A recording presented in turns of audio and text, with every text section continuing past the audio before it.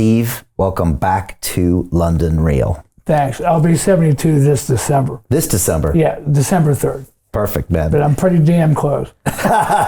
Well, you look amazing. Thanks. As usual. And I went through the record book, and your first appearance was 10 years ago. Wow. Pretty much this month. We used to get together almost every year when I would come through London. We've done maybe 5 or 6 episodes.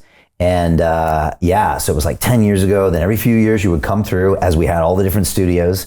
We did one session on the mats where you were teaching some great self-defense and jiu-jitsu stuff. And then the one that went viral was our hotel workout, Steve. I mean, that was the crazy. Morning routine. Yeah, we did the morning routine. And I think the one that everyone loved is when we stripped down to our boxer shorts, bathing suits, and we scrubbed our bodies with the brushes. It was pretty epic. People really liked that. That was epic. A lot of good health information. Tons, you know. And the whole point of that, Brian, was to show that even when you're traveling full time, there's no reason to neglect your health and not have a regimen of some type.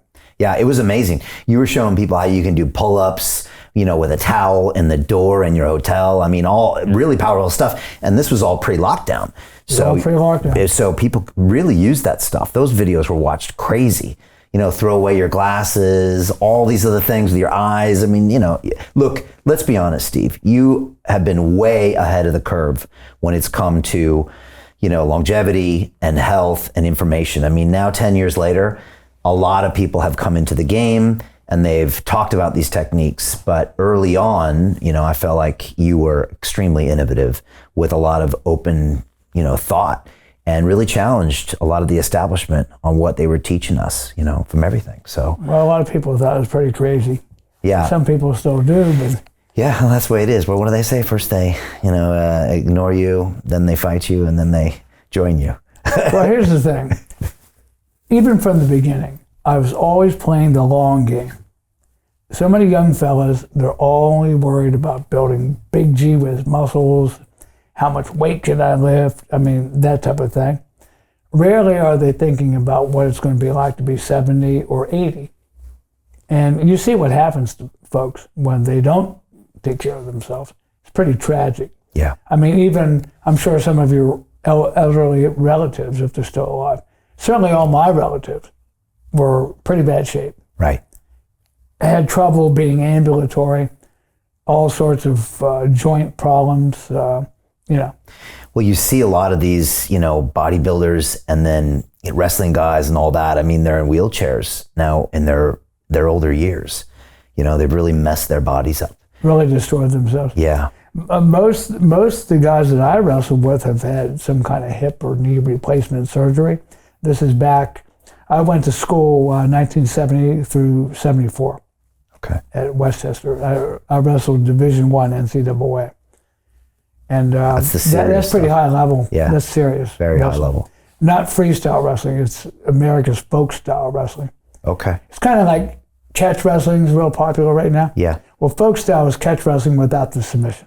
Okay. And it's in every high school and college all over the U.S. That's what they teach. That's what they teach. Okay. And it's all part of the school curriculum. I wrestled 1 year in high school, my junior year. Well, you know how tough it is. Oh, my God. It's a tough ass sport. I mean, I moved schools to a really cool school, and this school had a football team and they had cheerleaders. My school before, it was just a bunch of science geeks. And I was one of the geeky kids, and the other geeky kid had done wrestling at his former school. And he said, Brian, let's join the team. And I wasn't ready for it because the first day, I mean, they had us doing hill sprints and all this stuff. And like, I mean, I couldn't move.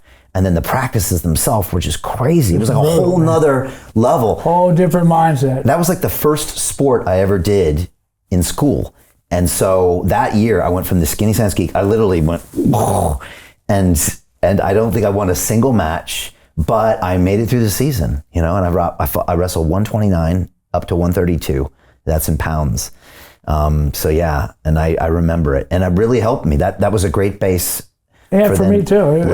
I had the same story, almost identical. I started in 1964.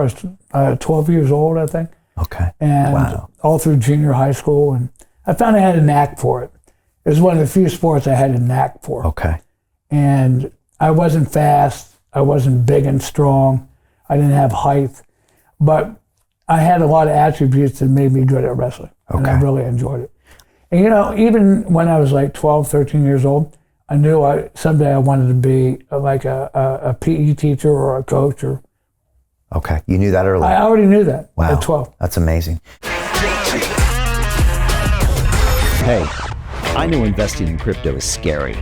It takes a real leap of faith because there are so many scams, rug pulls, and bad actors out there. It's a dangerous business, which is why 95% of people lose all their money.